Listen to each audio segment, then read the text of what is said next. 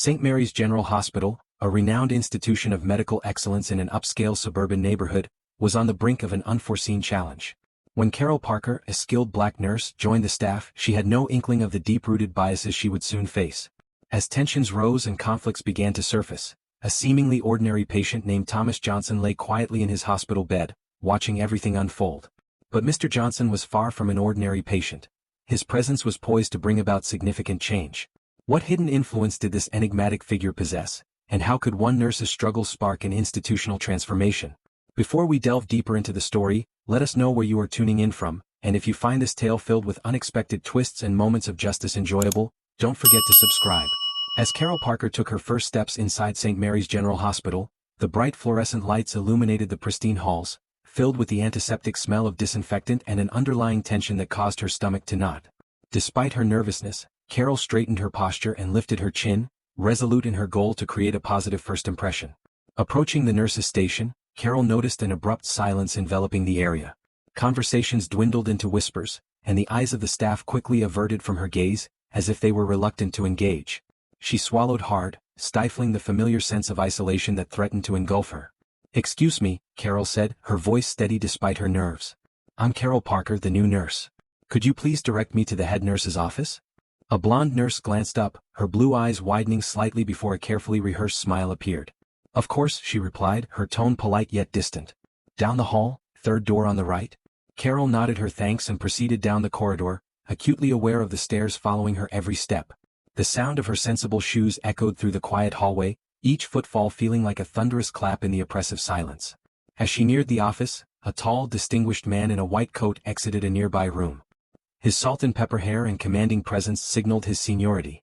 Carol's heart raced with hope. Perhaps this would be an opportunity for a meaningful connection. "Good morning, doctor," she greeted with a warm smile. "I'm Carol Parker, the new nurse starting today. It's a pleasure to meet you."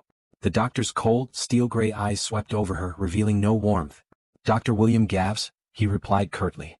"I trust you've been properly oriented to our protocols." Before Carol could respond, Dr. Gavs continued, "We maintain exceptionally high standards here at St. Mary's. I hope you're ready to meet them." Without waiting for a reply, he brushed past her, leaving Carol standing alone in the corridor. Her outstretched hand slowly fell to her side, and she felt deflated by the interaction. Yet, Carol was determined not to let this discourage her. She took a deep breath, squared her shoulders and knocked on the head nurse's door. As she awaited a response, her thoughts wandered back to her nursing school days. Her mother's voice echoed in her mind. "Baby girl," she had said, her tone a blend of pride and concern, "you're going to have to fight twice as hard as everyone else, but don't you ever let them see you sweat. You come from a long line of strong women, and you've got that same strength in you." Carol recalled the late-night study sessions, the extra hours spent in the lab, and the persistent feeling of needing to prove herself. She remembered the subtle dismissals from certain professors, the raised eyebrows when she excelled, and the hushed remarks from classmates questioning her place in the program. Through it all, Carol had persevered, graduating at the top of her class, her determination and skill silencing even her most vocal critics. Now, standing in the halls of St. Mary's, she drew strength from those memories. She had faced challenges before and would do so again. The door swung open, revealing a middle-aged woman with a stern demeanor. "Miss Parker, I presume," she stated, her tone clipped. "Come in. We have much to discuss, and I expect you to keep up." As Carol entered the office, she felt a mix of anticipation and resolve, ready to take on whatever lay ahead. She couldn't shake the sense that she was stepping into more than just a new position. The atmosphere in the hospital felt charged, as if a silent storm was brewing beneath the polished smiles and sterile efficiency. Unbeknownst to Angela, her presence would soon become a catalyst for change at St. Mary's, challenging long-held biases and revealing the toxic culture lurking behind its prestigious facade. Angela's first day flew by in a blur of orientations, introductions, and mountains of paperwork. As she navigated the hospital, she couldn't help but notice the subtle ways in which she was being excluded. Conversations would drop to hushed whispers as she approached, only to pick up again in muted tones once she had passed. Her attempts at small talk with fellow nurses were met with polite yet distant responses, leaving her feeling like an outsider in what should have been a collaborative environment. By the time her shift ended, Angela was both mentally and emotionally drained. While gathering her belongings from her locker, she overheard two nurses chatting quietly around the corner. "Did you see the new hire?" one whispered. "Yeah, I don't know what they were thinking," the other replied. "This isn't exactly the neighborhood for, you know." Angela's hand froze on the locker door, her heart sinking. She had hoped the initial coolness was merely first-day jitters, but now the reality of her situation was painfully apparent. This wasn't just a new job, it was going to be a daily struggle against prejudice and preconceived notions. As she left the hospital, the weight of the day pressed heavily on her shoulders. Carol made her way to the bus stop, her mind a whirlwind of conflicting emotions. The excitement she had felt that morning was now overshadowed by a gnawing sense of doubt and isolation. Sitting on the hard plastic bench, she pulled out her phone and dialed a familiar number. After 2 rings, a warm, comforting voice answered. "Hey baby girl, how was your first day?" At the sound of her mother's voice, tears threatened to spill from the corners of Carol's eyes. She took a shaky breath, determined not to break down in public. "It was challenging, Mama," she admitted, her voice barely above a whisper. There was a moment of silence on the other end before her mother spoke again, her tone filled with understanding and strength. "Carol Marie Parker, you listen to me. You've worked too hard to let anyone make you feel less than you are. Remember who you are and where you come from. You're not just there for yourself. You're there for every little black girl who dreams of being in those halls one day." Carol closed her eyes, letting her mother's words wash over her. "I know, Mama. It's just, I didn't expect it to be this hard." "Nothing worth doing is ever easy, baby," her mother replied. "But you've got the strength of generations behind you. Hold your head high, do your job better than anyone else, and don't you dare let them see you falter. You hear me?" "Yes, Mama," Carol said, feeling a renewed sense of determination. "I hear you." As she ended the call, she noticed a sleek black Mercedes slow down as it passed the bus stop, its tinted windows reflecting the fading light of the day. She caught a brief glimpse of Dr. Greaves as his eyes locked onto hers for a moment before the car sped away. Carol straightened her posture, her mother's words resonating in her mind. Though she was facing a formidable challenge, she knew she was not alone. With her family's strength behind her and her own determination to succeed, Carol felt equipped to tackle whatever obstacles St. Mary's might present. As the bus approached, Carol braced herself for another day, unaware that her presence at St. Mary's was about to trigger a series of events that would challenge the very core of the hospital's culture, exposing long-hidden biases and forcing a long-overdue reckoning. The weeks at St. Mary's General Hospital unfolded like a slowly burning fuse, each day adding more tension to Carol Parker's already demanding work environment. The initial coldness she had faced on her first day had morphed into a more insidious form of exclusion, one that was less obvious yet impossible to ignore. While making her morning rounds, Carol couldn't help but notice the stark contrast in how she was treated compared to her white colleagues. Dr. William Greaves, in particular, seemed to take a perverse pleasure in criticizing her work, regardless of how diligently she performed her tasks. "Nurse Parker," Dr. Greaves called out one morning, his voice cutting through the busy nurses' station. "I hope you've familiarized yourself with our protocols by now. We can't afford any mistakes." The emphasis he placed on the word mistakes sent a chill down her spine. Carol met his gaze steadily, refusing to be intimidated. "Of course, Dr. Greaves. I assure you I'm fully versed in all hospital procedures." He raised an eyebrow, a smirk curling at the corners of his mouth. "We'll see about that, won't we? Let's hope you learned everything you need to hear." His barely veiled condescension didn't escape Carol's notice, nor did it go unnoticed by the other nurses, who pretended to be busy while clearly eavesdropping. As Dr. Greaves walked away, Carol felt the weight of unspoken judgments pressing down on her. Throughout the day, she found herself assigned to the most difficult and undesirable tasks, while her white colleagues handled relatively straightforward cases. "Carol, would you mind taking Mr. Johnson in room 305? A fellow nurse asked, her voice dripping with false sweetness. "He's been a bit challenging today." Carol nodded, fully aware that challenging was an understatement. Mr. Johnson was notorious for his racist outbursts and had already reduced 2 nurses to tears that week. Nevertheless, Carol approached the task with unwavering professionalism, determined to prove her worth. As she entered Mr. Johnson's room, bracing herself for the inevitable tirade, she couldn't shake the feeling that this assignment was yet another test of her resolve, or worse, a setup for failure. "What are you doing here?" Mr. Johnson spat as soon as he saw her. "I told them I don't want no colored nurse touching me." Taking a deep breath, Carol steeled herself against the onslaught of hateful words. "Mr. Johnson, I'm here to check your vitals and change your dressing. I assure you I'm more than qualified to provide your care." As she worked, enduring a constant stream of racial slurs and insults, Carol maintained her composure. She completed her tasks with precision and care, refusing to allow Mr. Johnson's bigotry to impact the quality of her work. When Carol finally stepped out of Mr. Johnson's room, she found Dr. Greaves waiting for her in the hallway, an expression of feigned concern etched on his face. "Everything all right in there, Nurse Parker? We heard quite a commotion." Carol met his gaze steadily. "Mr. Johnson's vitals are stable and his dressing has been changed. Is there anything else you need from me, Dr. Greaves?" For a brief moment, surprise flickered across the doctor's face, only to be quickly replaced by his usual condescension. "Well, let's hope you can maintain that level of composure with all your patients.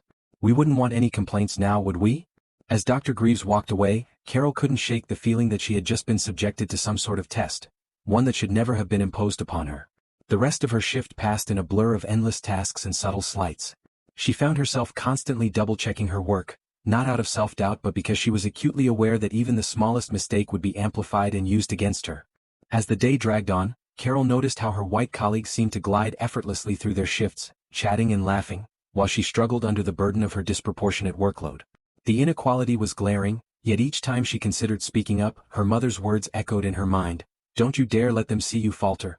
By the time her shift ended, Carol was physically and emotionally drained. As she gathered her belongings from her locker, she overheard two nurses whispering nearby. "Can you believe they're making such a big deal about diversity hires?"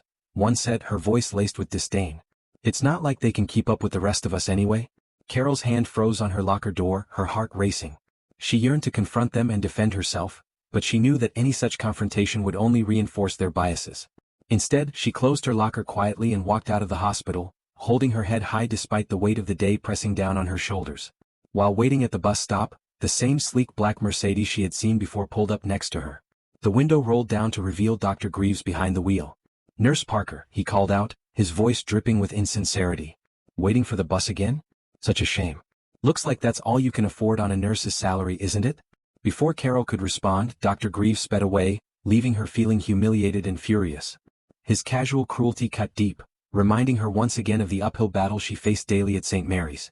As she boarded the bus, Carol's mind was a whirlwind of emotions. The excitement and hope she had felt when she first started at St. Mary's seemed like a distant memory, replaced by a grim determination to endure in this hostile environment. But even as she wrestled with the events of the day, a small voice inside her whispered that something had to change. The question remained, would she break under the constant pressure, or would her perseverance finally bring about a shift in the toxic culture of St. Mary's? Unbeknownst to Carol, an unexpected ally was about to enter her life, someone who would help tip the scales in her favor and expose the deep-seated prejudices festering within the walls of St. Mary's General Hospital. As the bus rumbled through the darkening streets, Carol closed her eyes, drawing strength from her mother's words and the legacy of resilience that coursed through her veins. Tomorrow would be another battle, but she was determined to confront it head-on, no matter the challenges that awaited her. The next morning, Carol arrived at St. Mary's with renewed determination. She had spent the night reflecting on her experiences and reminding herself of why she had chosen nursing in the first place, to help people regardless of their background or her own struggles. As she made her way to the nurse's station, she felt a sense of purpose guiding her forward. Carol observed a flurry of activity as nurses rushed to prepare a room, an unmistakable air of anticipation filling the atmosphere that she hadn't encountered before. "What's happening?" she asked one of her colleagues, curious about the sudden commotion. For a moment, the nurse momentarily set aside her usual aloofness toward Carol and replied with excitement, "We have a VIP patient coming in, some big shot who had a skiing accident and broke both arms." Before Carol could ask more questions, Dr. Greaves appeared, his face etched with sternness. "Nurse Parker," he said, his tone clipped, "I need you to manage the new admission in room 412. Mr. Thomas Johnson is a severe skiing accident case with both arms broken. I expect you to provide him with the highest level of care." Carol nodded, recognizing this assignment for what it was. Yet another test. "Of course, Dr. Greaves. I'll take care of it right away." As she walked to room 412, Carol felt an unusual significance surrounding this patient, as if there were more to the situation than met the eye. Upon entering the room, she found a middle-aged man lying in bed, both arms heavily casted. Despite his injuries, he exuded an air of quiet authority that Carol couldn't help but notice. "Good morning, Mr. Johnson," she said, approaching the bed with a warm smile. "I'm Nurse Carol Parker, and I'll be looking after you during your stay." Mr. Johnson looked up at her, his sharp eyes assessing her closely. "Good morning, Nurse Parker," he replied, his voice surprisingly strong considering his condition. "I appreciate your help. I must say, I didn't expect to end up here after my skiing accident." As Carol began checking his vitals and assessing his condition, she noticed that Mr. Johnson observed her every move with keen interest. Unlike some of her previous patients, there was no trace of prejudice or disdain in his gaze, only thoughtful curiosity. "You seem very competent, Nurse Parker," Mr. Johnson remarked as she adjusted his fore. "How long have you been working at St. Mary's?" Taken aback by the sincerity in his tone, Carol paused for a moment. "I've been here for a few weeks now, sir," she replied cautiously. "It's been quite an experience so far." Mr. Johnson raised an eyebrow at her diplomatic answer. "I see," he said, a hint of amusement in his voice. "And how do you find the hospital living up to its prestigious reputation?" Carol hesitated, unsure how to respond, but before she could articulate her thoughts, Dr. Greaves burst into the room with an overly cheerful demeanor that Carol found unsettling. "Mr. Johnson," he exclaimed, his voice dripping with false warmth. "I trust Nurse Parker has been taking good care of you. We only assign our best staff to our most distinguished patients." Carol struggled to maintain a neutral expression, fully aware that Dr. Greaves had never shown such confidence in her abilities before. However, Mr. Johnson seemed to sense the disconnect. "Indeed, Dr. Greaves," he replied, his gaze shifting between the doctor and Carol. "Nurse Parker has been exemplary. I was just asking her about her experiences here at St. Mary's." For a brief moment, Dr. Greaves's smile faltered, but he quickly regained his composure. "Well, I'm sure she'll tell you it's been nothing short of excellent," Dr. Greaves remarked, a veneer of warmth masking his insincerity. "We pride ourselves on our inclusive and supportive environment here at St. Mary's." Carol felt a surge of anger at his blatant hypocrisy, yet she managed to maintain her professional composure. Mr. Johnson, however, seemed to sense the underlying tension. "Is that so?" he mused, his eyes fixed intently on Angela's face. "Well, I look forward to experiencing this supportive environment firsthand during my stay." As Dr. Greaves began detailing Mr. Johnson's treatment plan, Carol couldn't shake the feeling that she had just witnessed something significant. The way Mr. Johnson regarded her, the pointed nature of his questions, it was as if he saw beyond the polished facade of St. Mary's. Over the next few days, Carol found herself spending more time in Mr. Johnson's room than with any other patient. Despite his injuries, he was alert and engaging, frequently asking about her work and background. Unlike many of the other patients and staff, Mr. Johnson genuinely listened to her responses and never showed a hint of the prejudice she had come to expect. One afternoon, while changing Mr. Johnson's bandages, Carol overheard a chilling conversation outside the room. "I don't care what Dr. Greaves says," one nurse hissed.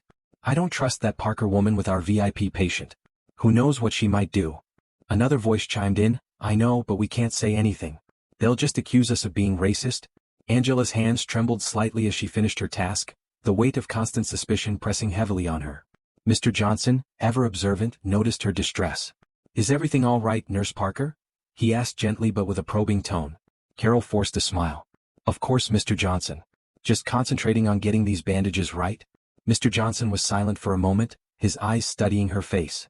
"You know," he finally said, "I've always believed that a person's true character is revealed not in how they treat their superiors, but in how they treat those they perceive as beneath them." Carol looked up, startled by the pointed nature of his comment. Mr. Johnson held her gaze, a knowing look in his eyes. "I've seen a lot in my time, Nurse Parker, and I can tell you that the view from this bed has been illuminating." Before Carol could respond, Dr. Greaves entered the room, cutting their conversation short. As she left, Carol couldn't shake the feeling that Mr. Johnson was more than just a VIP patient. His words and actions hinted at a deeper understanding of the dynamics at play in St. Mary's. For the first time since she started working there, Carol felt a glimmer of hope. Little did she know that Mr. Johnson's presence would set in motion a series of events that would shake the very foundations of St. Mary's General Hospital, exposing the deep-seated prejudices that had long festered beneath its pristine surface. As the days went on, Carol found herself increasingly isolated at St. Mary's. The initial coolness from her colleagues had morphed into outright hostility, with whispered comments and pointed glares trailing her wherever she went. Dr. Greaves, emboldened by the lack of consequences for his behavior, became more overt in his attempts to undermine her. One morning, while reviewing patient charts at the nurse's station, Dr. Greaves approached her with a stack of files. "Nurse Parker," he said, his voice dripping with false concern, "I need you to handle these cases today. They're particularly challenging. I trust you're up to the task." Carol glanced at the pile, immediately recognizing it as nearly double the workload of her colleagues. She met Dr. Greaves's gaze steadily, refusing to show any sign of intimidation. "Of course, Dr. Greaves. I'll see to it right away." As Dr. Greaves walked away, a smirk playing at the corners of his mouth, Carol heard him mutter under his breath, "Let's see how she handles this." Throughout the day, Carol found herself racing from one difficult case to another, barely finding time to catch her breath. The patients assigned to her were among the most demanding in the hospital, many having complex medical needs or challenging personalities. Despite the overwhelming workload, Carol remained determined to prove herself. Carol was determined to uphold her standards, approaching each patient with the same level of care and professionalism, even as fatigue began to take its toll. The constant pressure was weighing heavily on her both physically and emotionally. As she rushed to respond to yet another call light, she overheard two colleagues whispering nearby. "Can you believe they're letting her handle all these critical cases?" one nurse said, her voice dripping with disdain. "It's like they're just waiting for her to mess up." "I know," the other replied. "But you have to admit, it's impressive how she keeps going. I would have cracked by now." A wave of anger and hurt washed over Carol as she realized that her colleagues were not only aware of the unfair treatment but were actively hoping to see her fail. This realization was almost too much to bear. As the day wore on, Carol found herself visiting Mr. Johnson's room more frequently. Unlike the rest of the hospital, his room had become a sanctuary for her, a place where she could catch her breath and feel, if only for a moment, that someone recognized her true worth. "Good to see you, Nurse Parker," Mr. Johnson greeted her during a routine check. "You look exhausted. Is everything all right?" Carol managed a weak smile. "Just a busy day, Mr. Johnson. Nothing I can't handle." Mr. Johnson studied her for a moment, concern evident in his eyes. "You know," he said carefully, "there's a difference between handling something and thriving. From what I've seen, you're more than capable of the latter." His kind words only highlighted the contrast between how he treated her and how the rest of the staff did. A lump formed in Carol's throat, and she felt the weight of her isolation threaten to overwhelm her. "Thank you, Mr. Johnson," she whispered. "I appreciate your kindness." As she turned to leave, Mr. Johnson called out to her. "Nurse Parker," he said with a quiet authority that made her pause. "Remember, sometimes the greatest strength lies in knowing when to speak up." Carol left the room, her mind swirling with the implications of his words. As she made her way back to the nurse's station, she couldn't shake the feeling that something significant was about to happen. Little did she know, the next day would bring a series of events that would test her limits and force a long-overdue confrontation that had been brewing since her first day at St. Mary's. The following morning, Carol arrived at work to find the hospital buzzing with heightened activity. Rumors were swirling about a high-stakes emergency operation scheduled for later that day, with several hospital board members and important visitors expected to observe. As Carol began her rounds, she couldn't help but notice the nervous energy permeating the hospital. Nurses and doctors alike seemed on edge, the pressure of the upcoming operation weighing heavily on everyone's minds. Midway through her morning duties, Dr. Greaves approached Carol, a glint in his eye that immediately put her on guard. "Nurse Parker," he said, his voice carefully neutral, "we need you to assist in the emergency operation this afternoon. It's a critical case and I trust you're prepared to handle it." Surprise and suspicion washed over Carol. Being asked to assist in such a high-profile operation was typically an honor, but coming from Dr. Greaves, she wondered if there was an ulterior motive. "Of course, Dr. Greaves," she replied, keeping her voice steady. "I'll be ready." As Dr. Greaves walked away, Carol overheard him mutter to another doctor, "Let's see how she handles the pressure. This should be interesting." The hours leading up to the operation were a blur of preparation and anticipation. Carol threw herself into her work, double and triple checking everything to ensure she was as prepared as possible for whatever challenges the surgery might bring. As she scrubbed in, she couldn't help but notice the skeptical looks from some of the other staff members. Carol took a deep breath, bracing herself for what lay ahead. Her mother's words echoed in her mind, "Don't you dare let them see you falter." As the operation commenced, Carol found herself working alongside Dr. Greaves and several senior staff members. The tension in the room was palpable, amplified by the knowledge that important observers were watching their every move, adding an extra layer of pressure. Despite the challenging atmosphere, Carol remained focused, her movements precise and efficient. She anticipated the surgeon's needs, handing them instruments before they even had to ask, her years of training and experience shining through. However, as the operation progressed, Carol noticed something that made her heart race. Dr. Greaves, usually so confident and assured, appeared to hesitate, his hands trembling slightly as he prepared to make a critical incision. In that split second, Carol realized he was about to make a potentially life-threatening mistake. Without hesitation, she spoke up. "Dr. Greaves," she said, her voice clear and steady, "perhaps we should consider approaching from a different angle. The patient's anatomy suggested might be safer." The room fell silent, all eyes turning toward her. Dr. Greaves looked at Carol, a mix of surprise and anger flashing across his face. For a moment, she feared he might dismiss her suggestion outright, but then, almost imperceptibly, he nodded. He adjusted his approach based on her recommendation. As they continued the operation, it became clear that her intervention had likely saved the patient's life. Once the surgery concluded successfully, Carol felt the weight of many eyes upon her. Some looked at her with newfound respect, while others, including Dr. Greaves, appeared to seethe with barely contained anger. As they began to clean up, Dr. Greaves turned to her, his voice low and menacing. "Nurse Parker, I need to see you in private. Immediately." Carol's heart raced as she followed him out of the operating room, knowing that speaking up had been the right thing to do, but also realizing it might have just cost her her job. Upon entering a private room, she was surprised to find it was Mr. Johnson's room. In her focus on the operation, she had forgotten he was still a patient in the hospital. However, Dr. Greaves seemed too enraged to notice or care about their location. As soon as the door closed behind them, he rounded on her, his face red with fury. "How dare you question my judgment in there?" he hissed, venom dripping from his voice. "Do you have any idea who you're dealing with? You're lucky I don't have you fired on the spot for such insubordination." Carol stood her ground, her voice calm yet firm. "Dr. Greaves, I was simply doing my job." "Your job?" he interrupted, his voice rising. Your job is to follow orders, not to think you know better than your superiors. This is exactly why people like you don't belong in a prestigious institution like St. Mary's. You're here because of some misguided attempt at diversity, not because you possess any real skill or knowledge. As Dr. Greaves's tirade became more openly racist and hostile, Carol felt a mix of anger and despair wash over her. Everything she had endured, every slight and microaggression, seemed to pale in comparison to this blatant display of prejudice. Just as she was about to respond, a voice cut through the room, stopping Dr. Greaves mid-sentence. "Dr. Greaves," Mr. Johnson said, his voice filled with a quiet authority neither of them had heard before. "I believe you've forgotten where you are and who you're speaking to." Both Carol and Dr. Greaves turned, startled to see Mr. Johnson sitting up in his bed, a look of controlled anger on his face. "Mr. Johnson," Dr. Greaves stammered, his face paling as he realized the gravity of his mistake. "I didn't realize you were awake.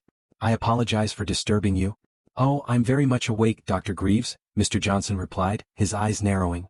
"And I've been awake for quite some time, long enough to observe the disgraceful way you and others in this hospital have been treating Nurse Parker." Carol stood frozen, unable to believe what she was hearing. The quiet, unassuming patient was suddenly radiating an aura of power and authority that filled the room. "Dr. Greaves," Mr. Johnson continued, his tone sharp, "I assure you there's been a misunderstanding." "There's been no misunderstanding," Mr. Johnson cut him off sharply. "What I've witnessed during my stay here is a clear pattern of discrimination and harassment, and it ends now." As Mr. Johnson spoke, the realization dawned on both Carol and Dr. Greaves that he was far more than just a VIP patient. The way he carried himself and the authority in his voice made it clear that Mr. Johnson wielded significant power. "Who are you?" Dr. Greaves asked, his earlier bravado completely evaporating. Mr. Johnson smiled, but there was no warmth in it. "Someone who has the power to make or break this hospital's future. And right now, Dr. Greaves, I'm not feeling very inclined to support an institution that allows such blatant racism and unprofessional behavior." As the gravity of the situation sank in, Carol felt a mix of emotions wash over her. Relief that someone had finally witnessed and acknowledged the treatment she had been enduring, anger at the injustice she had faced, and a glimmer of hope that perhaps things might finally change. Little did any of them know, this confrontation was about to set in motion a series of events that would shake St. Mary's General Hospital to its very core, exposing long-hidden prejudices and forcing a reckoning that was long overdue. The tension in Mr. Johnson's room was palpable as the weight of his words sank in. Dr. Greaves, his face ashen, struggled to regain his composure while Carol stood silently, her mind reeling from the sudden turn of events. Mr. Johnson, now fully upright in his bed, fixed Dr. Greaves with a steely gaze. "I think it's time we had a frank discussion about the culture of this hospital, don't you?" Before Dr. Greaves could respond, there was a knock at the door. A nervous-looking nurse peeked in. "Dr. Greaves, the hospital administrator is looking for you. It's urgent." Dr. Greaves glanced between Mr. Johnson and the nurse, clearly torn. Finally he nodded stiffly. "We'll continue this discussion later. Mr. Johnson, Nurse Parker, you're dismissed for now." As Dr. Greaves hurried out of the room, Carol found herself alone with Mr. Johnson. The silence between them was heavy with unspoken thoughts. "Nurse Parker," Mr. Johnson finally said, his tone gentler now, "I think it's time I properly introduced myself. My name is Thomas Johnson, and I'm the CEO of Healthcare United, one of the largest healthcare conglomerates in the country." Angela's eyes widened in shock. Healthcare United was a powerhouse in the medical world, renowned for its influence and resources. Suddenly, Mr. Johnson's earlier comments about having the power to make or break the hospital made perfect sense. "Mr. Johnson, Carol began, unsure of what to say. "Please sit down," Mr. Johnson said, gesturing to a chair beside his bed. "I think we have a lot to discuss." Over the next hour, Mr. Johnson revealed that while his stay at St. Mary's had been unplanned due to a skiing accident, it had opened his eyes to the deep-seated issues within the hospital. "I came here as a patient expecting nothing more than quality medical care," Mr. Johnson explained. "Instead, I've witnessed a culture of discrimination and unprofessionalism that goes against everything I believe in as a healthcare leader." He described how he had observed the subtle and overt discrimination Carol had faced, the microaggressions, and the toxic culture that seemed to permeate the hospital. "Your experience, Nurse Parker, is unfortunately not unique," Mr. Johnson said, his voice filled with a mix of anger and determination. "But it is unacceptable and it ends now." As they spoke, Carol felt a weight lifting off her shoulders. For the first time since she started at St. Mary's, she felt truly seen and heard. Mr. Johnson listened intently as she shared her experiences, his expression growing more serious with each revelation. "Thank you for your honesty, Nurse Parker," he said when she finished.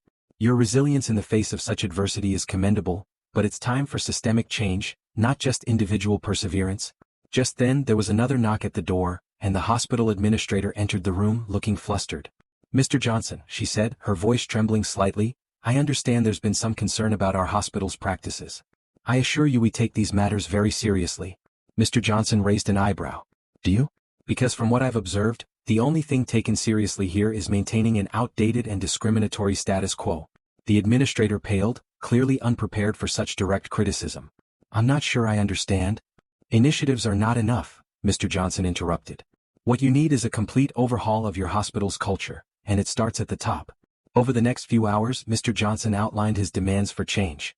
He called for a full investigation into the discriminatory practices at St. Mary's, mandatory diversity and inclusion training for all staff, and a revamp of the hospital's hiring and promotion practices. And as for Dr. Greaves, he added, his voice steely, I expect his behavior to be thoroughly investigated. His actions today were not just unprofessional, they were discriminatory and potentially dangerous to patient care. The administrator, realizing the gravity of the situation, nodded numbly. Of course, Mr. Johnson. We'll begin implementing these changes immediately. As the day progressed, word spread throughout the hospital about Mr. Johnson's true identity and the changes he was demanding. The atmosphere in the halls of St. Mary's was electric, filled with a mix of fear, anticipation, and for some, hope. Carol, still processing everything that had happened, found herself at the center of attention. Colleagues who had previously ignored or belittled her now approached her, some offering awkward apologies, while others sought her insights on the coming changes. When her shift ended, Carol made her way to Mr. Johnson's room one last time. She found him sitting up, looking tired but satisfied. Nurse Parker. He greeted her with a warm smile. I hope you don't mind, but I've recommended you for a position on the newly formed Diversity and Inclusion Committee. Your experiences and insights will be invaluable as we work to transform St. Mary's. A surge of emotion washed over Carol, gratitude, hope, and a renewed sense of purpose. Thank you, Mr. Johnson, she said, her voice thick with feeling. He shook his head. No, thank you, Nurse Parker. Your courage and professionalism in the face of adversity have been inspiring. You've reminded me why I got into healthcare in the first place. To make a difference in people's lives. As Carol left the hospital that evening, she couldn't shake the feeling that a new chapter was unfolding, not just for herself but for St. Mary's as a whole. The road ahead would undoubtedly be challenging, but for the first time since she began her career there, Carol felt a genuine sense of hope about the future. Little did she know the changes set into motion that day would reverberate far beyond St. Mary's, impacting the entire healthcare industry. The story of a dedicated nurse and an unexpectedly influential patient was on the brink of becoming a powerful catalyst for change, one that neither of them could have foreseen. The following days at St. Mary's General Hospital were a whirlwind of activity and emotion. The revelation of Mr. Johnson's true identity and his demands for reform sent shockwaves through the institution. The once pristine facade of the hospital had been cracked open, revealing the deep-seated issues that had long been hidden beneath the surface. Early Monday morning, Angela arrived at the hospital to find a flurry of activity. News vans were parked outside, and reporters clamored for statements from anyone willing to speak. Inside, the atmosphere was tense, with staff huddled in small groups, whispering frantically. As Carol made her way to the nurses' station, she noticed Dr. Greaves being escorted to the administration offices by security. Their eyes met briefly, and she could see a mix of anger and fear in the doctor's expression as he was led away. Carol, a voice called out. She turned to see Sarah, one of the nurses who had previously been distant toward her, approaching with an awkward smile. I just wanted to apologize for how I've treated you. I didn't realize. Carol nodded, accepting the apology but unsure how to respond. Before she could say anything further, an announcement crackled over the hospital's PA system. All staff members are required to attend an emergency meeting in the main auditorium in 30 minutes. Attendance is mandatory. When Carol arrived at the packed auditorium, she found a seat near the back, acutely aware of the curious glances and whispers that followed her. Up front, she spotted Mr. Johnson, now dressed in a sharp suit despite his arm casts, speaking quietly with the hospital administrator and several other officials. As the room settled, Mr. Johnson stepped up to the podium, his presence demanding immediate attention. The whispers faded into a tense silence. Good morning, he began, his voice firm and authoritative. For those who don't know me, I am Thomas Johnson, CEO of Healthcare United. Over the past week, I have been a patient here at St. Mary's, recovering from a skiing accident. During this time, I've had the opportunity to observe the daily operations and culture of this hospital. He paused, his gaze sweeping across the room. What I witnessed was deeply troubling. I saw a culture of discrimination, bias, and unprofessional behavior that has no place in modern healthcare. A murmur rippled through the crowd. Some staff members shifted uncomfortably in their seats, while others nodded in agreement. Let me be clear, Mr. Johnson continued. The events I witnessed, particularly the treatment of Nurse Carol Parker, are not isolated incidents. They are symptoms of a systemic problem that has persisted for far too long. Carol felt all eyes in the room turn to her. She sat up straighter, meeting her colleagues' gazes with quiet dignity. Mr. Johnson went on to outline the immediate changes that would be implemented, including a thorough investigation into discriminatory practices, mandatory diversity and inclusion training for all staff, and a complete overhaul of the hospital's hiring and promotion processes. Furthermore, he added, his tone sharpening, those found to have engaged in discriminatory behavior will face serious consequences. This includes Dr. William Greaves, who has been suspended pending a full investigation into his conduct. The announcement sent another wave of whispers through the crowd. Carol noticed some of Dr. Greaves' longtime supporters looking shocked and angry, while others appeared relieved. I know these changes may be difficult for some of you, Mr. Johnson continued. Change is never easy. But let me be clear, this is not just about doing the right thing morally, it's about providing the best possible care for our patients. A diverse, inclusive and respectful workplace leads to better outcomes for everyone. As Mr. Johnson concluded his speech, he made one final announcement that sent a jolt through the room. Lastly, I want to introduce you to the person who will be leading many of these changes. Nurse Carol Parker has agreed to take on the role of Chief Diversity Officer at St. Mary's. Her experiences and insights will be invaluable as we work to transform this institution. A mix of shock, pride, and nervousness washed over Carol as applause filled the room. She hadn't expected this announcement, having only discussed joining the Diversity and Inclusion Committee with Mr. Johnson. As she made her way to the front of the room at his beckoning, she could see a range of emotions on her colleagues' faces: surprise, respect, and in some cases, lingering resentment. Standing at the podium, Carol took a deep breath before addressing the room. Thank you, Mr. Johnson. To all of you, I want to say this.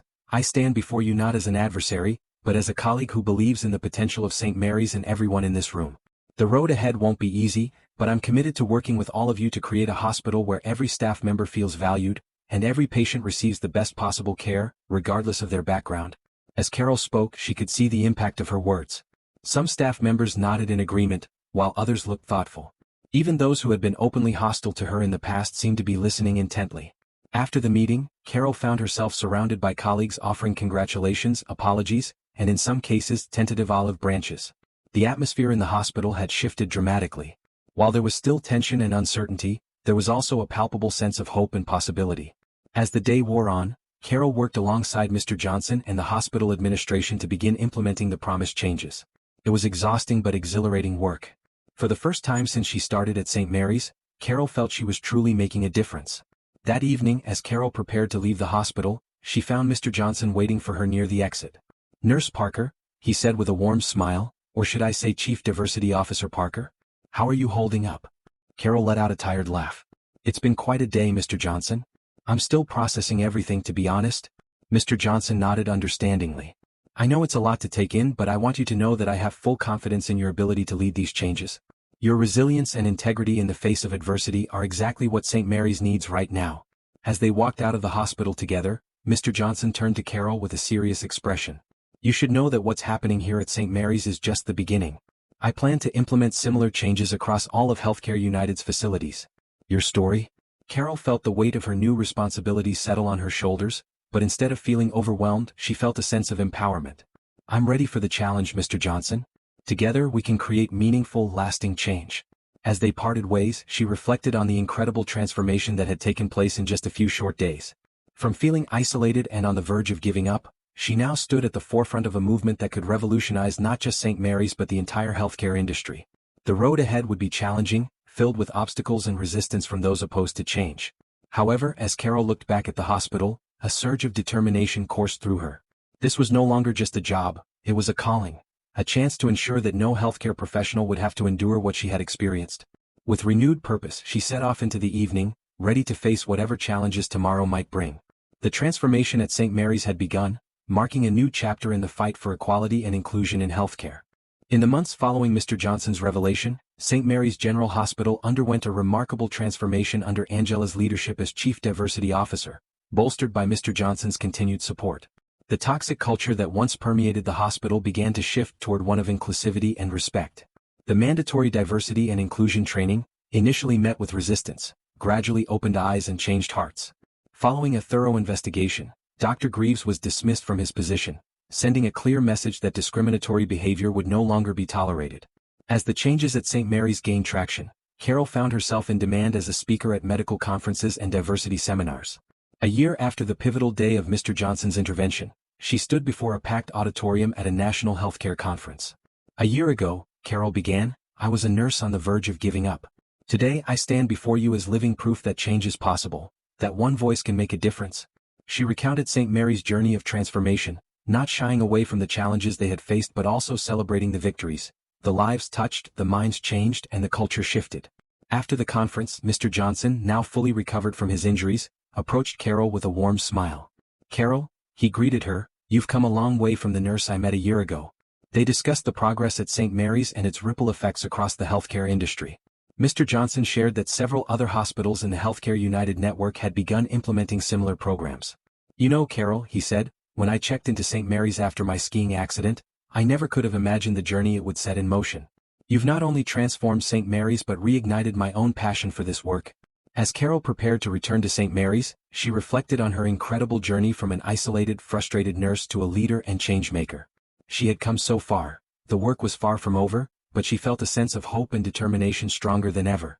Upon arriving back at St. Mary's, she was greeted by Sarah, who had once been a cold colleague but had now become a strong ally.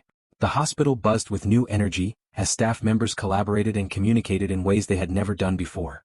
In the main lobby, Carol paused before a new mural depicting a diverse group of healthcare professionals working together. A plaque below read, "Diversity is our strength. Inclusion is our commitment. Compassion is our calling." As she settled into her office, ready to tackle new challenges, Carol smiled, knowing that the transformation of St. Mary's was just the beginning. The real work of changing hearts, minds, and entire systems was ongoing, and she was prepared for it all, committed to fighting for a truly inclusive healthcare system, one day at a time. What moment in Angela's journey resonated with you the most? Was it her perseverance in the face of discrimination, or perhaps Mr. Johnson's unexpected intervention? Share your thoughts in the comments below. If you enjoyed the video, please consider subscribing to my channel. I pour my heart into crafting these heartwarming stories for you, and your support is what keeps me going. I appreciate having you on this journey.